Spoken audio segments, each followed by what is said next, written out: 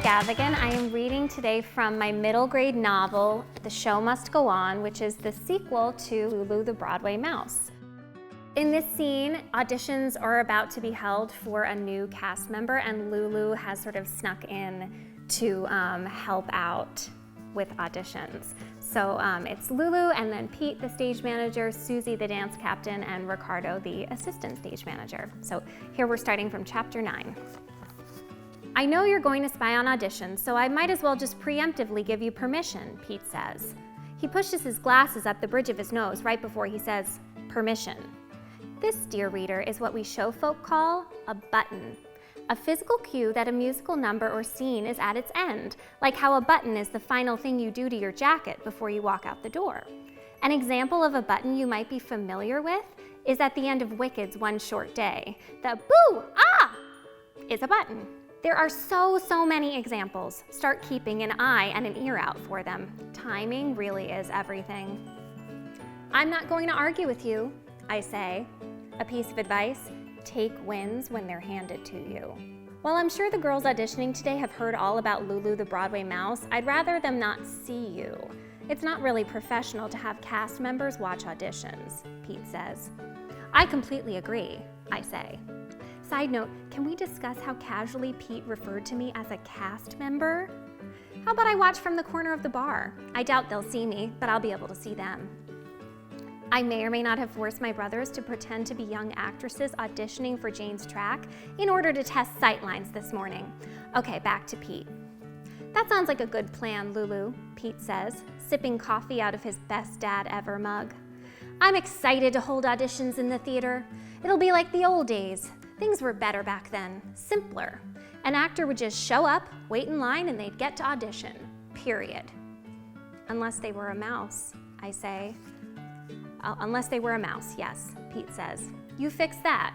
Your ancestors are somewhere looking down on you and they're very proud. You paved the way for future generations. If I allowed myself to succumb to the tears that just formed in my throat, I'd fill a teaspoon in under a minute. They'll be arriving any second, Susie says, striding in wearing character shoes, warm-up attire, and in a Christmas Carol baseball cap. She was in the Madison Square Garden production for like a decade. We ready?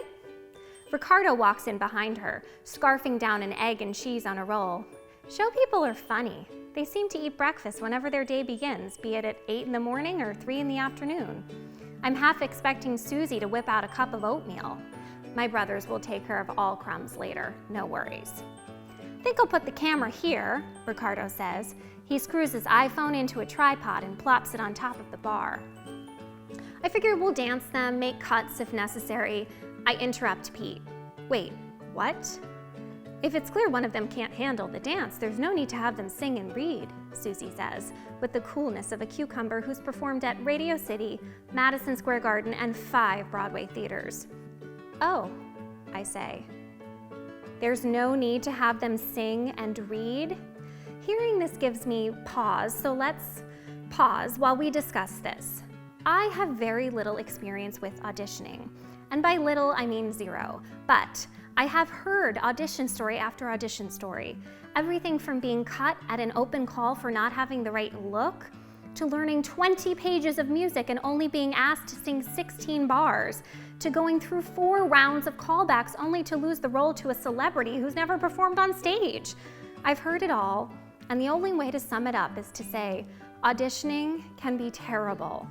To the performer, it seems that their feelings are the last thing the people doing the casting are thinking about, because those people are so focused on getting the casting over and done with, and done well. But Susie, Pete, and Ricardo aren't your run-of-the-mill casting people, and this isn't a regular audition.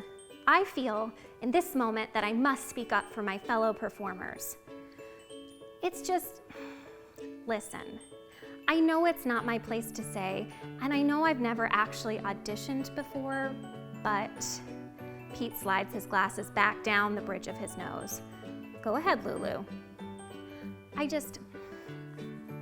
I heard through the rumor mill that these girls have known about this audition since last week. That probably means they've been rehearsing nonstop since then. They've been going over and over it, probably even in their sleep. If I had been rehearsing for 5 days and then wasn't even asked to perform what I had rehearsed, This is kind of how it's done, Lulu, Ricardo says, crumpling up his egg and cheese wrapper and throwing it into the garbage can with an actual swoosh sound, which, awesome, fulfills my sports viewing quota for the month. I know it's normally how it's done, I say, but no one from casting is here. You guys are running this, so can't you make an exception? Treat these girls the way you'd want to be treated if you were the ones auditioning?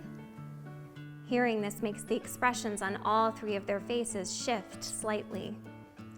Auditions are what turned me from an actor into a stage manager, Ricardo says. You were an actor? I ask. I studied Meisner, Ricardo says. That's Meissner to you. This joke officially qualifies Ricardo for fatherhood.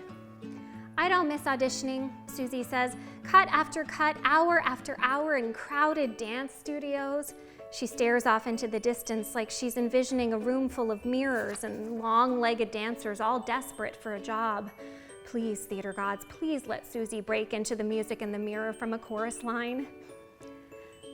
My daughter's about to graduate from Carnegie Mellon, Pete says, sighing exhaustedly at the idea that someday someone might cut his daughter before she's given the chance to sing and read, simply because her double pirouette wasn't up to par.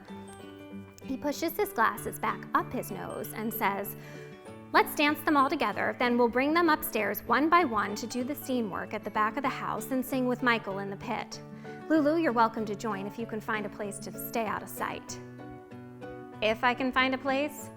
The hooligans and I scoped out a dozen no-one-will-see-me areas around the theater to prepare for this afternoon, but it's adorable that Pete thinks otherwise. Pete, you have visitors at the stage door, Rosa's voice chirps through the lower lobby's speakers. I'll get them, Susie says. Her legs are so long, I swear she gets to the lobby stairs in 3 turned-out strides. Here we go, Pete says. Places, Lulu. I tuck in behind the bar, and before you can say, give Julie Andrews a Tony already, 5 girls, all way shorter than Amanda, parade into the lower lobby, just one shoe change away from auditioning for a Broadway show. And that's a little bit of The Show Must Go On.